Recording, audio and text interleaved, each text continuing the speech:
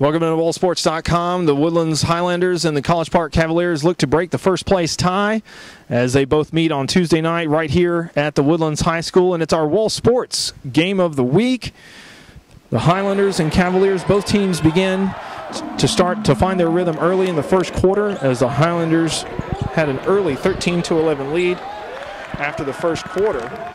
However, College Park began to struggle in the second as the Cavaliers turned it over 5 times, 9 total in the first half, as the Highlanders took advantage, outscoring College Park 16-8 in the second quarter and taking a 27-21 halftime lead. The Highlanders would jump out on the Cavaliers early in the third quarter with 2 quick threes by Cody Mason and Shane Moran to give the Woodlands a 33-21 lead with just 6:22 left in the third quarter.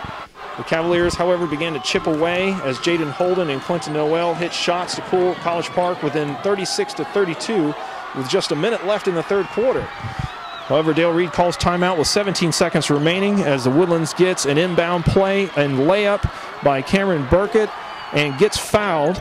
Burkett completes the three-point play to give the Woodlands a 7-point lead at 39-32 at the end of the third quarter.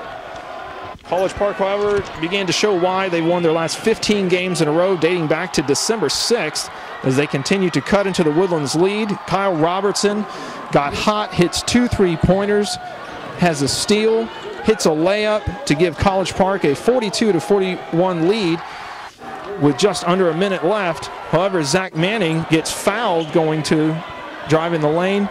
He hits 2 free throws with 8 seconds left to give the Highlanders a 43-42 lead. However, on the inbounds, College Park drives Tristan Newman. He kicks it out to Jaden Holden. Wide open 3, and Holden completes a 12-4 College Park fourth quarter run as College Park takes it 45-42 in dramatic fashion. After the game, we caught up with head coach Clifton McNeely and Dale Reed.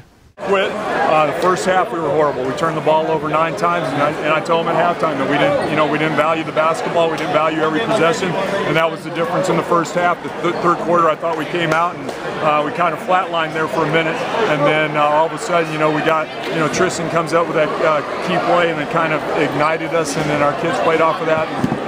And, I got to hand it to our kids. There was no quit whatsoever in it tonight.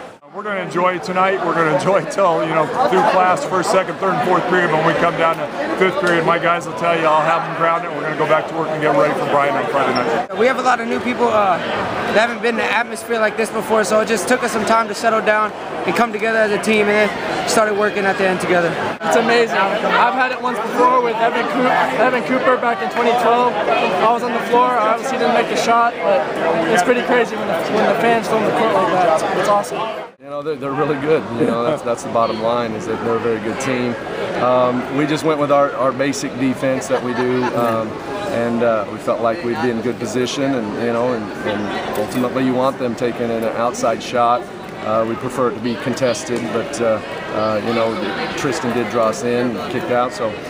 And Jaden made a heck of a shot. I mean, that's tough for a senior in high school to knock that shot down. It's really tough, and they did it. Their pressure really increased. They did a great job with their full court pressure. We made some silly decisions and just got a little sloppy with the basketball, which gave them extra possessions and some easy buckets, in transition. So we just had some really poor turnovers and just did a few things here and there, and yet we still get ourselves in a position to win. Zach Manning makes 2 huge free throws to put us ahead, so we did some great things, but just, they made one more play than we did. It was all kind of hectic, just trying to match up, and then we thought Tristan Newman was going to drive, and when he kicked it out, it was kind of, no one really knew where to go, and then hit the open shot.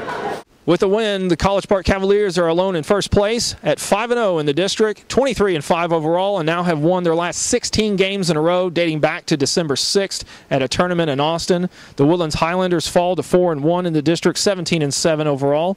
The Highlanders will travel to Oak Ridge on Friday as the Cavaliers will host Bryan on Friday. For Wall Sports Game of the Week, I'm Brian Duvall.